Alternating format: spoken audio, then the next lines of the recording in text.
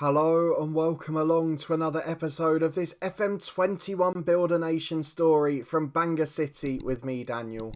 It's part 64 today and we are back for a big occasion. We face rivals Bala, who have shocked the odds to finish third and get to the Welsh Cup Final, and they will face us today trying to nick a domestic trophy. We already lost one final to TNS this year, so don't write this off as a Bangor banker just yet. We'll wait and see if that's the case. We've also got our end of season review, our plans looking ahead to next year, and we'll fingers crossed get some news on where we stand in the coefficients. Hopefully, it will be a bit of an improvement. We're at Rice Road today, which is a ground I have not heard of. It's in Swansea. It's not used by any teams. It's got a capacity of 4,000, but that's got to be the first time we're playing here. So if you're looking forward to this one, seeing if we can get a domestic trophy under our belts, please do put a thumbs up on it. I think we're going for our third successive Welsh Cup, maybe even fourth. Let's have a quick look. Because the first few years we couldn't win it, and now we've won 3 in a row. So we've got a real opportunity here. Only the second season we didn't feature in the final. We lost to Barry the first year, Carmarthen the third, and now we've won it 3 straight times. So a real opportunity for us. Our top scorer in the competition, Dexter Harness, left us in January. So we're not quite at full strength. But if you want to stay up to date and see how we get on after this one, please do subscribe down below and turn that notification bell on. A quick plug for our Sunday morning mini-series where we're taking a look from this save at some of the bits of FM we don't normally look at. So last Sunday we had a look at a tactical special, the narrow diamond, and how we set it up in full depth. Next Sunday we'll have a look at the match analysis from the same save, and hopefully just give you a bit of an indication as to how we piece this all together. Of course, I don't really have the time to show you all these behind the scenes bits in these episodes here, so it gives us a real opportunity to look at something different, and I hope you guys enjoy it. But let's go and get into today's game, because despite a couple of backup injuries, we're at pretty much full strength. Following the last episode, we've played 3 games of course in the league, with the title wrapped up just in time of course. So a 2-0 win away at Bala Town United, a debut off the bench for Tom Jones. He was one of the superstars in our youth intake this year, and we managed to make the most of getting him some football, as well as Luca Cannell getting a brace. And then a 3-1 win followed at home to today's rivals Bala. Duffy with a brace, Dean with a goal. Again Jones off the bench, young Banks did as well. So we're really starting to bed them in. And then the last game against Cardiff Met Uni, we got him on from the start. Tom Jones started, Banks off the bench. Unfortunately, the centre-half Holding, who we gave a debut to a few weeks before, he was out injured so didn't get to play. But a hat-trick from Duffy, 2 from Dean, they're both back in firing, scoring form up top. So hopefully today they'll be able to continue that. We've got all of the first team fit, we're expecting a good result. The dynamics look great, everything off the pitch looks great. The next improvements have already been completed. So we've now got great training facilities, good youth facilities, a new sponsorship deal this season which has given us a bit more income, exceptional academy coaching and an excellent youth recruitment, and you've already seen the fruits of that this season, getting Jones and Holding in that intake. So we're going to try and keep improving those things. We'll keep working off the pitch. We've got a big contract, which we mentioned in the last episode. For the first time, that bit of security. A 3-year deal, a chance to really progress. We're going to ask for another coaching course while we're in this position. The off-season seems the perfect time to do it. And the list of managers that have a poor opinion of us is getting shorter and shorter by the day. So I don't think we can complain about anything really. Even our attributes are coming along nicely. So let's go and get into this game today. It is a big one to finish the season. We threw it away in the League Cup final. We've won the title. We've won the SPFL Trust Trophy final. We went out in the last 16 in the Europa Conference. And now we get to make it a treble with Bala. We did it last season at the same time with the same 3 trophies. And against our big rivals Bala, who have caused massive shocks this season. It's a great opportunity for us to go to the next level. I'm just interested actually to look at the league table very quickly. I don't think the playoffs for Europe start until after this, so they know which sides are going to be in it.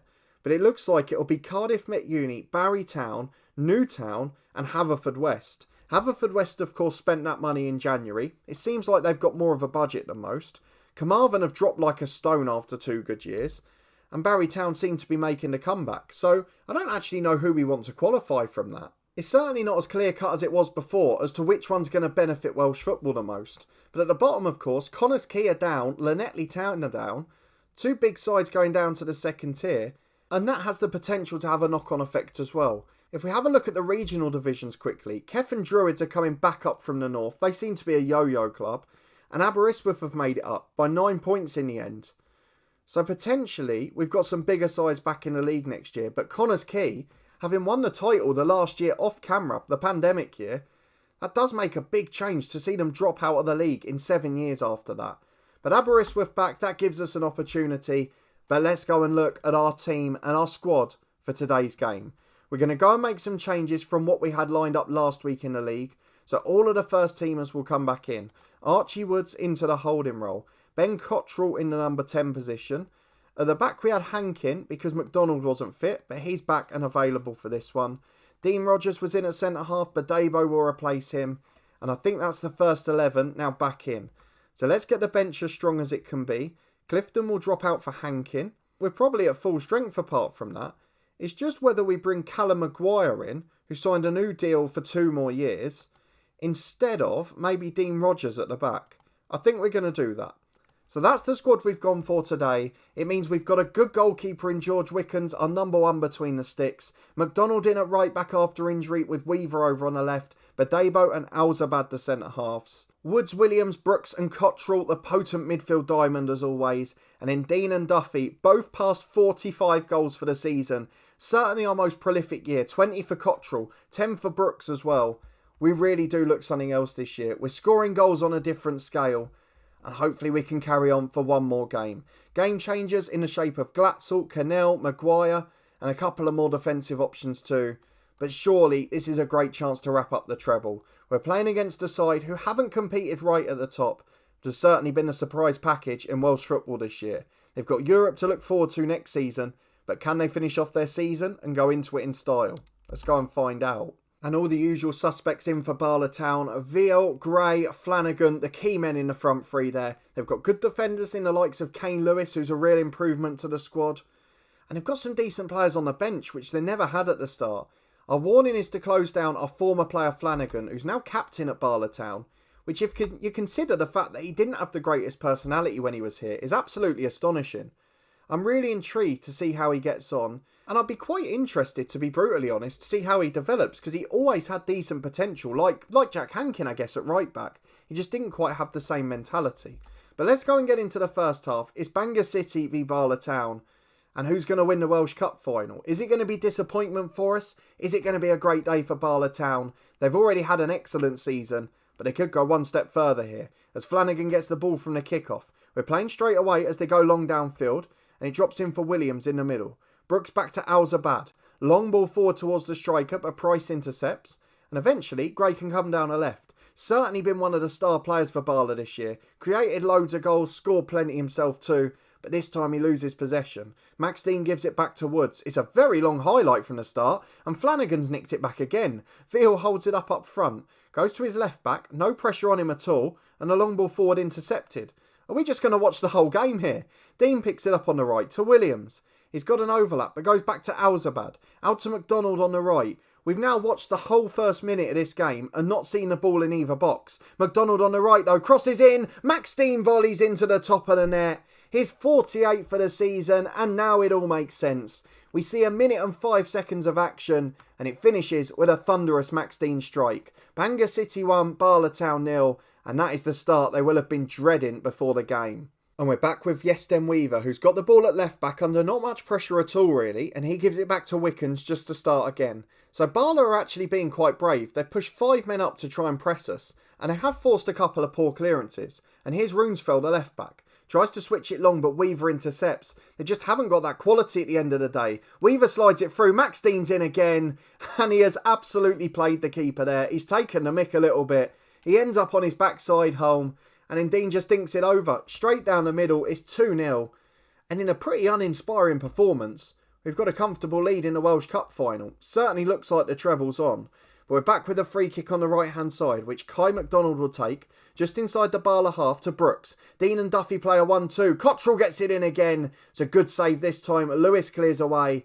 And we're back with a throw on the left. Half an hour on the clock now. Weaver will take it into Duffy. Time to hold it up. Goes back to the left back again. Through ball towards Dean on his hat-trick, but he's too wide to shoot. Has to cut inside. Back to Yesden Weaver. He does shoot. Hits the post. And Runesfeld hacks it away to Gray. A really good performance at the moment. Thoroughly professional. And we're starting to entertain as well. 10 minutes to the break. 2-0 we lead. And Max Dean just 1 goal off 50 for the season. Having said that, we've reached half time. It's comfortable, but we've had no further chances yet, so they have stemmed the flow a little. I wonder if they're just going to go for it second half. And what I'm really looking for beyond this season is just for Bala or for TNS with the European money, just go for it. Somebody just throw some money in a transfer window. Maybe even Haverfordwest if they could qualify. They're already spent in January on poor youth players, so have a right go. Get some people in. Alzabad's got the ball at the back again, playing a dodgy 1-2 with Wickens. Badebo gets it out though to Weaver. The last thing we want is complacency to creep in. We've got a throw on the left with Weaver. We will take off McDonald after this highlight because he's a little bit tired. Only come back from a long injury himself as Williams puts that long range shot wide. 57 gone. Jack Hankin, the youth academy prospect, is on. And he's going to pick up another trophy today as Williams has a free kick in towards Alzabad. Off the crossbar and in. I think it's disallowed for offside. But it was a bit of a bizarre highlight that. We didn't get the best camera angle of it. But either way, it has been struck off. And it's just 2-0 now with 25 to go. As Ian Brooks is a little tired, we'll take him off too. Luca Cannell gets another cup final appearance. And Weaver plays down a left to Brooks. Last action of the game. Gets it wide to Weaver. Back into Woods. Out to Weaver again. Third time lucky. Can he cross? He does just that. Duffy's there. And the shot's blocked away. Harding clears it as far as Hankin, the right back. And we see it out quite comfortably. Joe Duffy's not had the best game actually. Not been in scoring form today. As Dean's cross is blocked, it falls for Gray. We will bring Glatzel on in a moment, but we just want to see this out. As we forced a poor clearance, we're winning it back high up the pitch. Cannell finds Duffy. Tries to go through, it's intercepted. Alzabad to Woods though. They can't get out their own half. Williams to Cannell. The sub finds Dean into Duffy. And just as I'm about to take him off, he scores. Regardless, we will make it his final action today. But it's lovely that he finishes the season with a goal. Duffy gets a well-deserved rest for the last 20. And Paul Glatzel gets his chance to shine. What a squad we've got now.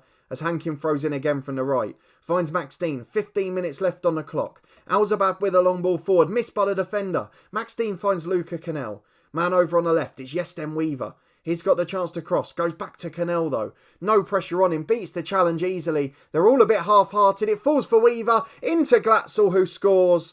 The flag's up. It's disallowed for offside. How can you tell who the last touch was off? The ball was bobbling around everywhere.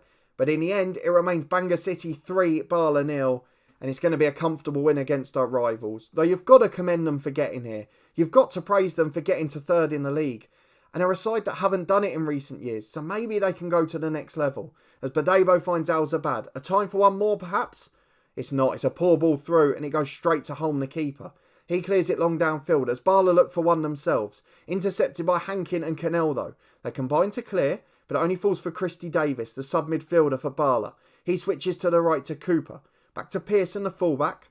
Off the bench and goes for the long ball forward. But it's straight at Badebo. He finds Weaver. We're playing out quite comfortably here. Long ball finds Dean. On a hat-trick, but it's still playing unselfishly. Gets towards the box. He's got the chance to cross. Brought down for the penalty kick. Now, we've not got the option to change the take-up, but it must be Max Dean. On a hat-trick, up he steps. Oh, he's put it miles wide. That is an atrocious penalty from Max Dean. His rating is 4, to be fair. He never claimed to be a good taker. But that is one of the worst I've seen in this career. Badebo's got a chance from a free kick. We're into 4 minutes of stoppage time, and we're into the second of them already. As Holm plays out from the back. Long ball towards Gray, the left winger. Be nice for Bala just to get a consolation. As Gray finds Vigars, they might get it. They absolutely do. Paul Gray with another assist for the season. And a good finish from the centre forward. Bangor City 3, Bala 1. We still win the trophy, but the clean sheet's gone. And we step up to pick up the Welsh Cup trophy. Not the way we wanted to finish the game, but otherwise a thoroughly good performance, a professional job well done. And a hat-trick of trophies for the second year in succession. The Welsh Premier League, the SPFL Trust Trophy, and now in front of Rice Road, it is a 4,000 capacity to watch Bangor City lift the Welsh Cup. A brilliant treble, brilliant progress again, another good season in Europe, we're still flying along nicely, and we've got a big summer in the transfer window before we try to do it all again. Hopefully the coefficient gives TNS and the likes of Bala a chance to progress in Europe, because that's all we're missing out. The rest of them competing with us and really helping us take Welsh football up the ladder. A good performance to finish, a good result to get the trophy. And we'll be back in a moment to finish the season with the end of year review at Bangor City. We finished then with the end of season review, the same 3 trophies sitting at the bottom of the page for us, but let's have a look at the standout moments this season at Bangor City Football Club. Another famous European run, some brilliant new arrivals yet again, but still the same success, so let's go and have a look at who the key men were. Ian Brooks came back for another season, of course. We knew he was going to be brilliant, but the other 2 loanees, real standouts as well. Alzabad and McDonald, both strong contributors in defence, and we were very worried having lost the likes of Monlouis. And really, Alzabad, we didn't notice the difference. He was so solid defensively, and we had another brilliant run. Dean Rogers came in from Connors Quay. Of course, they got relegated, but we did give them a little bit of a cash kitty for it. And he had a good rating when he played too. The likes of Harry Clifton, not a bad player in the squad, and a couple of other young ones as well. Tyrese Palmer struggled with injuries after joining in January. And as a short-term replacement for Harness, I think he'll probably be gone again in the summer in truth. John Alex Humphrey signed after his youth deal. He's a very good young player, and he'll certainly benefit the Welsh League in the future, even if it's not us directly. In terms of the outs, we knew there were some big ones. Of course, Dexter Harness was a key one. Jake Taylor was a big one in the summer as well. And Owen Toll had a great season at Larne. And some other ones in the backup team. The likes of Charlton's Rashasha, Josh Thomas, who went to Fleetwood, and Even Press, who we really missed in the Champions League qualifiers. All having decent seasons in the Football League. Let's have a look at the season's results though. And I guess the most important thing, and this table doesn't do it justice, because after TNS lost the league title, they just sort of gave up. With 4 games to go, they still had the title to win. They were only 9 points behind at that point, and now it looks awful at 17. But maybe that's the thing, the consistency, the dealing with when the pressure's on. I don't know if we're ready for that yet, so we'll have to wait and see if that remains the case later on. But certainly for the most part this season, TNS are a much better threat, a much better squad, and certainly look like they're going to help out moving forward. In terms of the home attendance, I know that factors in European games, but it was a lot better this year. So hopefully we can keep progressing that next season as well. Really try and bring revenue in, broadcast money, transfer fees, just increase that league reputation. The more people that watch it, the better it becomes. The Champions League was a bitter disappointment, battered by Gothenburg really. We didn't score a goal in 2 legs, and that's something we'll always be concerned about. And Ryan Hughes made a costly error, and that's what happens when you don't have quality in the squad. Monlouis left, Press left, and we didn't get Alzabad in time. And in the end we got knocked out. It was our own fault. However, we did have a brilliant run to the Europa League group stages, some fantastic early results.